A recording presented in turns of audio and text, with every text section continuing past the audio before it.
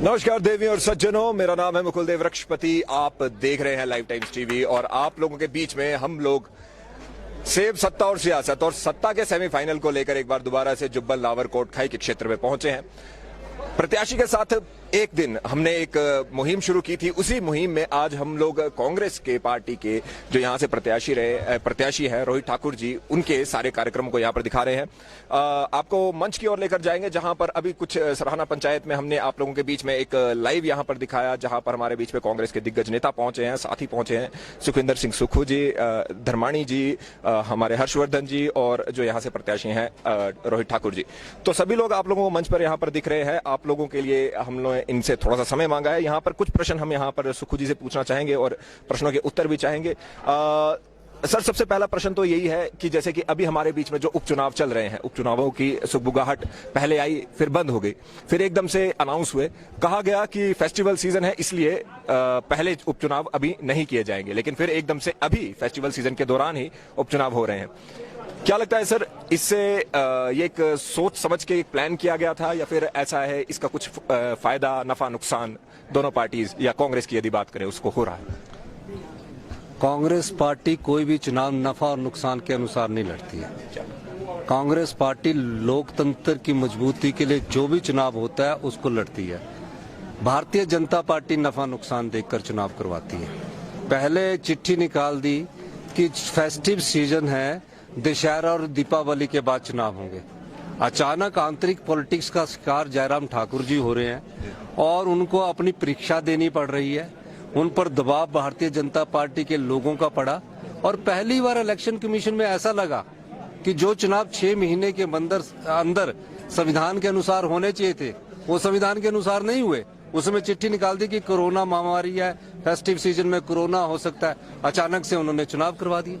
इसका ये मतलब नहीं कि कांग्रेस पार्टी तैयार नहीं थी। हमारे प्रत्याशी रोहित ठाकुर जी, जब नरेंद्र बरागटा जी का देहांत हुआ उसके बाद से हर पंचायत के हर गांव में इन्होंने कोशिश की है समाज के अंतिम व्यक्ति तक पहुंचने की और उस कोशिश में ये सफल भी रहे, जिसका परिणाम आज हमको भी देखने को मिल रहा है। हम तो हर चुनौती को, जो चुनाव की चुनौती होती है, उसको लड़ाई की तरह नहीं लड़ते, उसको हम युद्ध की तरह लड़ते हैं और हमेशा तैयार रहते हैं कांग्रेस पार्टी वाले।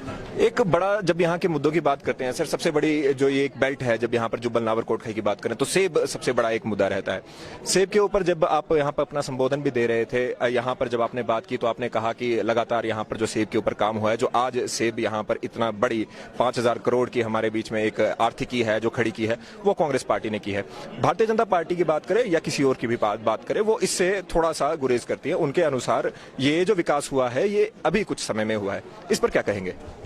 देखिए, सेब की फसल कोई 1 साल में पैदा नहीं होती, 5 साल में पैदा नहीं होती।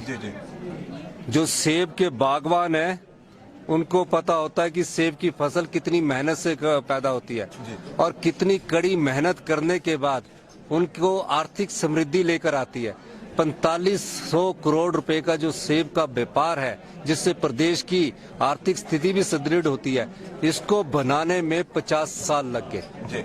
भारतीय जनता पार्टी कोई एक ऐसा कार्यक्रम बता दीजिए, या जो नेता सेब की बात करते कोई ऐसा कार्यक्रम बता दीजिए कि उन्होंने कोई ऐसा कार्यक्रम किया हो कि जिससे सेब की आर्थिक में, जो कांग्रेस पार्टी के समय से, रामलाल ठाकुर जी के समय से, रोहित ठाकुर जी के समय से, मैडम विद्या स्टोक्स के परिवार ने सेब लाया, जो भी लोग यहाँ सेब की बात कर रहे हैं उनको ये पूछना चाहिए कि क्या 1 साल में सेब पैदा हो गया, 5 साल में सेब पैदा हो गया? सेब का पौधा बड़ा करने में 10 से 15 साल लग जाते हैं, मेहनत लगती है। और ये तो जुब्बल कोटखाई के लोगों का और सेब पैदा करने वाले लोगों का धन्यवाद करना चाहिए कि उन्होंने जहां अपने लिए आर्थिक समृद्धि लाई, प्रदेश की आर्थिक समृद्धि भी लाई। ये कांग्रेस पार्टी की नीतियां, कांग्रेस पार्टी के कार्यक्रम और जुब्बल कोटखाई के मेहनतकश लोगों के कारण आज ये सेब पैदा हुआ है। जुब्बल नावर कोटखाई की बात करें सर, जैसे कि अभी यहाँ पर चुनावों में जैसे जो दूसरा दल है भारतीय जनता पार्टी, 2 फाड़ हुआ पड़ा है, क्या इससे कांग्रेस को सीधा सीधा फायदा हो रहा है? क्या इससे आश्वस्त हो चुकी है, कांग्रेस की सीट निकल चुकी है? देखिए, हम कभी भी आशावान नहीं होते, आश्वस्त नहीं होते। हम हर एक चुनाव को, जो भी प्रत्येक चुनाव होता है, उसको एक युद्ध की तरह लड़ते हैं और तब तक शांति से नहीं बैठते हैं जब तक अंतिम मतदाता अपने मत का अपने पोलिंग स्टेशन पर मत का प्रयोग नहीं कर सकता।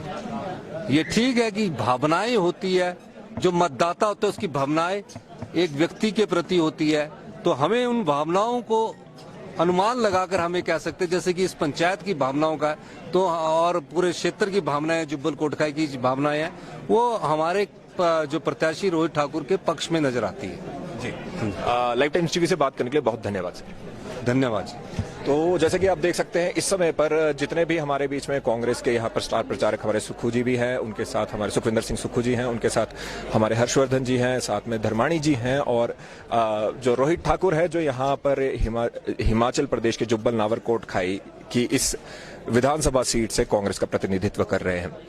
रोचक मुकाबला है, क्या होगा क्या नहीं ये यहाँ की प्रबुद्ध जनता बताएगी। जनता के बीच भी पहुंचेंगे, लेकिन